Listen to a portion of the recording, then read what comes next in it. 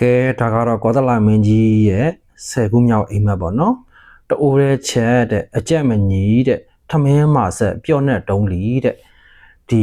လူတယောက်ကထမင်းချက်တယ်ပေါ့ဗျာအဲထမင်းအိုးတအိုးထဲမှာပဲထမင်းက3မျိုးဖြစ်နေတယ်ထမင်းမာတဲ့ဟာရဲ့ထမင်းပြော့တဲ့ဟာရဲ့ထမင်းအနေတော်ရဲ့ပေါ့အဲ့လိုမျိုးမြင်မှတ်တယ်တဲ့အဲ့ဒီရဲ့အိမ်မက်ရဲ့အဓိပ္ပာယ်ကိုမြတ်စွာဘုရားရှင်ကဒီလိုလေးပြရှင်းပြပါတယ်နောက်ချိန်နောက်တစ်ခါမှာတဲ့မင်းနဲ့လူများတဲ့မင်းလည်းမင်းကျင့်တရားညီစွာမနေဘူး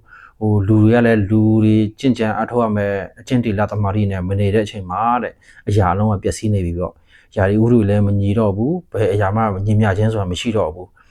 မိုးတွေလည်းຢာဒီဥတွေမညီတဲ့အတွက်အမှလဲတွေစိုက်ထားတာပေါ့စိုက်ခင်းတွေလည်းတချို့လက်ကွက်တွေကအောင်မြင်တယ်တချို့လက်ကွက်တွေကျတော့ရေတွေရှံပြီးမှမဖြစ်တချို့လက်ကွက်တွေကျတော့စိုက်လို့မရအောင်ပကြားတွေအပ်ပြီးမှရေတွေခြောက်ခန်းနေလက်ကွက်လေး3-4ကွက်ရှိတာကိုမညီဘူးတစ်ခွက်ကအောင်မြင်တယ်တစ်ခွက်ကရေတွေရှမ်းလို့စိုက်မရနောက်တစ်ခွက်ကရေမရှိလို့စိုက်မရအဲ့လိုပြဿနာတွေကြုံတွေ့ရတယ်ပေါ့အဓိကတော့ယာဥတို့မညီမျှခြင်းတွေဖြစ်ပေါ်လာမယ်လို့ပြောဆိုခြင်းဖြစ်ပါတယ်ကဲ12ခုမြောက်အိမ်မက်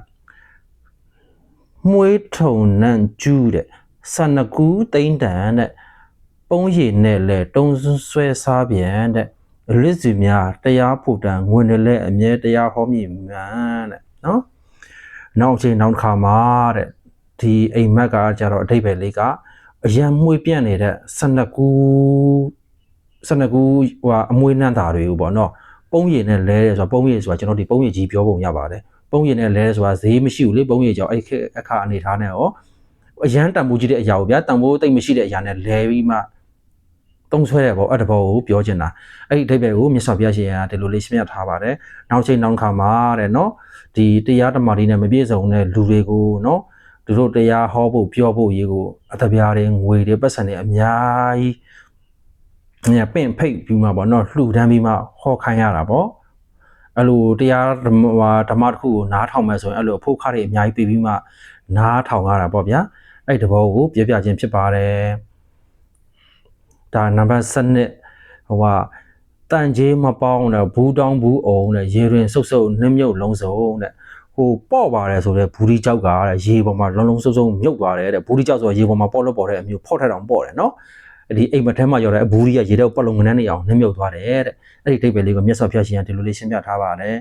ပညာရှိစကားတွေကိုတဲ့ပညာရှိများစကားအုပ်တုံပြောတယ်များလောကသုံးမကုန်တဲ့ပညာရှိသူတော်ကောင်းသူတော်မြတ်တို့ပြောဆိုညွှန်ပြတဲ့စကားတွေ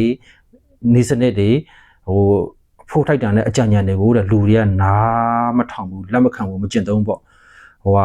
အဲ့စကားတွေကပညာရှိတွေပညာတတ်တွေစကားတွေကလူတွေကိုလုံးဝလက်မခံဘူးပေါ့ပညာရှိစကားလူတွေနားမဝင်ဘူးပေါ့ဗျာအဲ့လိုမျိုးဖြစ်